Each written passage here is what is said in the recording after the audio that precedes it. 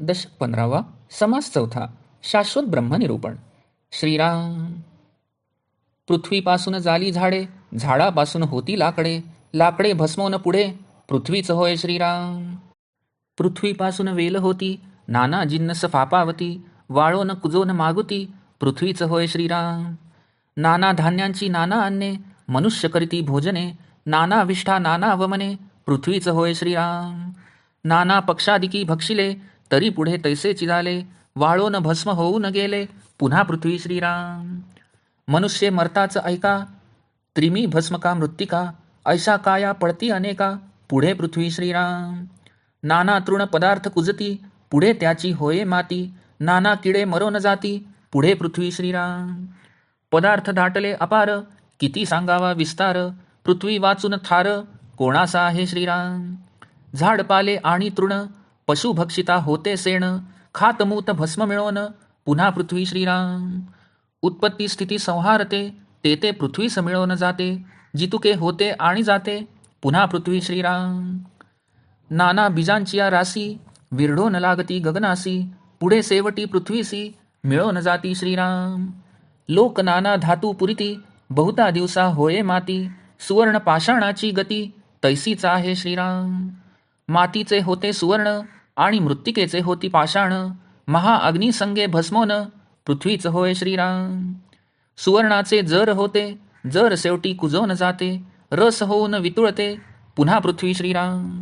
पृथ्वीपासून धातू निपजती, अग्निसंगे रस होती, तया रसाची होये जगती कठीण रूपे श्रीराम. नाना जळासी गंधी सुटे, तेथे पृथ्वीचे रूप प्रगटे, दिवसेंदिवस जळ आटे पुढे पृथ्वी श्रीराम.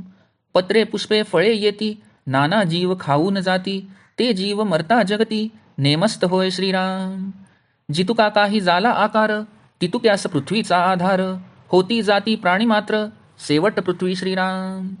हे किती म्हणून सांगावे, विवेके अवघेची जाणावे, खांजणी भांजणीचे समजावे मूळ तैसे श्रीराम. आप आळोन पृथ्वी झाली, पुन्हा आपीच विराली, अग्नियोगे भस्म झाली म्हणून या श्रीराम. आप झाले तेजापासूनी, पुढे तेजे घेतले सोखुनी, ते तेज झाले वायोचेनी पुढे वायो झडपी श्रीराम. वायो गगनी निर्माण झाला, पुढे गगनीच विराला, ऐसे खांजणी भांजणीला बरे पहा श्रीराम. जे जे जेथे निर्माण होते, ते तेथे लया जाते, येणे रीती पंचभूते नाश पावती श्रीराम. भूतमणीज निर्माण झाले, पुन्हा मागुते निमाले, पुढे शाश्वत उरले परब्रह्म ते श्रीराम.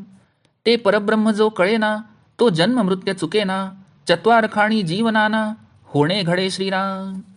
जडाचे मूळ ते चंचळ, चंचळाचे मूळ ते निश्चळ, निश्चळाशी नाही मूळ बरे पहा श्रीराम. पूर्वपक्ष म्हणजे झाले, सिद्धांत म्हणजे निमाले, पक्षातीत जे संचले परब्रह्म ते श्रीराम. हे प्रचितीने जाणावे, विचारे खुणेसी बाणावे, विचारे विण सिणावे तेची मूर्खपणे श्रीराम. ज्ञानी भिडेने दडपला, निश्चळ परब्रह्म कैचे त्याला, उगाच करीतो गलबला मायेमध्ये श्रीराम. माया निशेष नासली, पुढे स्थिती कैसी उरली, विचक्षणे विवरिली पाहिजे स्वये श्रीराम.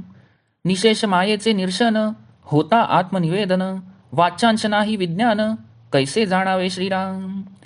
लोकांचे बोली जो लागला, तो अनुमानेच बुडाला, या कारणे प्रत्यय आला पाहिलेच पहावे श्रीराम. इति श्री दासबोधे गुरुशिष्य संवादे शाश्वत ब्रह्मनिरूपण नाम समास चौथा समाप्त.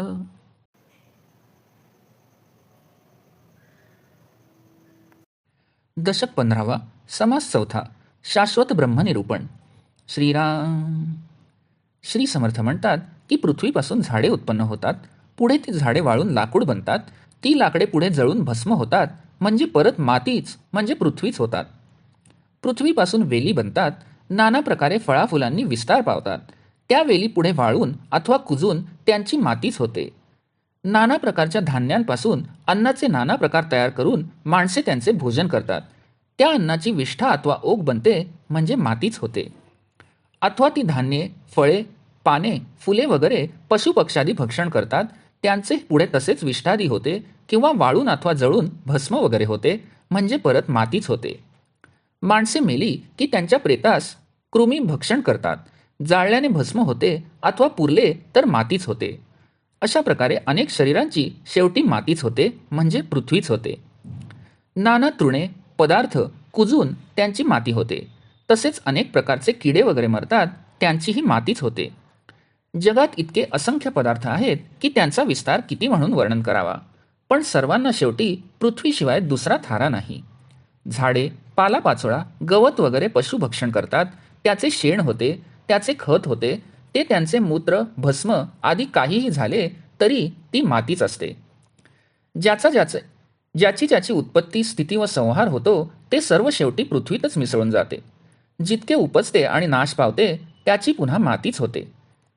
अनेक बीजांच्या राशी उगवून वाढून गगनापर्यंत जातात, पण शेवटी त्या पृथ्वीतच मिसळून जातात. लोक नाना धातू जसे की सोने, चांदी इत्यादी पुरून ठेवतात, पण दीर्घकाळानंतर त्याची मातीच होते. सुवर्ण असो वा पाषाण, सर्वांची तीच गती आहे. मातीचेच सुवर्ण होते, मातीचेच पाषाण होतात. मोठ्या प्रलयाग्नीने त्यांचे भस्म होते, म्हणजे परत ते पृथ्वी तत्वच होते. सुवर्णापासून जर तयार होतो, पण शेवटी कुजून जातो आणि अग्नीने वितळून रस बनून परत पृथ्वी तत्वातच रूपांतर होते. पृथ्वीपासूनच सर्व धातू निपजतात, अग्नीच्या संपर्काने त्या रसरूप होतात. ते रस कठीण बनले की परत त्यांची पृथ्वीच होते. जलाला जो नाना प्रकारचा गंध येतो, तो गंध म्हणजे पृथ्वीचेच रूप प्रकट होत असते.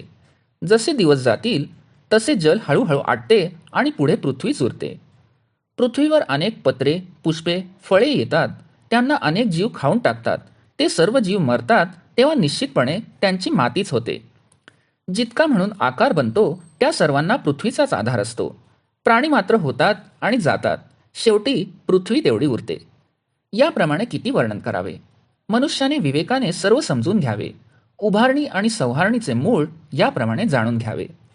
आप म्हणजे जल आळून पृथ्वी झाली, ती परत जलातच विरली. अग्नीच्या योगाने भस्म झाल्यामुळेच हे घडले. आप हे तेजापासून झाले, ते पुढे तेजानेच शोषून घेतले. ते तेज वायूपासून होते आणि पुढे वायूच त्याला विझवतो. वायू गगनात निर्माण झाला आणि पुढे गगनातच लय पावला. याप्रमाणे उभारणी आणि संहारणीला जाणून घ्यावे. जे जे तत्व जेथे निर्माण होते ते तेथेच लय पावते. याप्रमाणे पंचमहाभूते नाश पावतात. भूत म्हणजे जे निर्माण झाले आणि पुन्हा मागाहून लय पावले. पुढे फक्त शाश्वत परब्रह्म तेवढे उरले. त्या परब्रह्माचे ज्ञान जोपर्यंत होत नाही तोपर्यंत जन्ममरण चुकत नाही. 4 खाणीत नाना जीवयोनीत जन्म घ्यावा लागतो. जडाचे मूळ चंचळ माया आहे आणि चंचळ मायेचे मूळ हे निश्चळ परब्रह्म आहे. त्या निश्चळाला दुसरे मूळ नाही हे विचार करून जाणून घ्यावे. जगत झाले असून ते सत्य आहे हा पूर्व पक्ष आणि ते मिथ्या आहे हा सिद्धांत होय. या दोन्ही पक्षाहून जे अलिप्त, जेथे काहीच झाले नाही ते परब्रह्म सर्वत्र ओतप्रोत संचलेले आहे. अनुभवाने हे जाणावे आणि निरंतर अनुसंधान करून त्याची खूण बाणून घ्यावी. विचार न करता शिणत राहावे हा मूर्खपणा होय. ज्ञानी असून जो मायेच्या भिडेने दडपला जातो त्याला निश्चळ परब्रह्माची प्राप्ती कशी होणार. तो उगीच मायेमध्ये गलबला करीत राहतो. माया निश्चेष नाहीशी झाली की पुढे काय स्थिती झाली त्याचा विचारवंताने स्वतः विचार केला पाहिजे. मायेचे निरसन पूर्णपणे ज्यावेळी होते तेव्हाच खरे आत्मनिवेदन होते. त्यावेळी शब्दच उरत नाहीत. त्या विज्ञानाचे दुजेपणाने ज्ञान कसे व्हावे.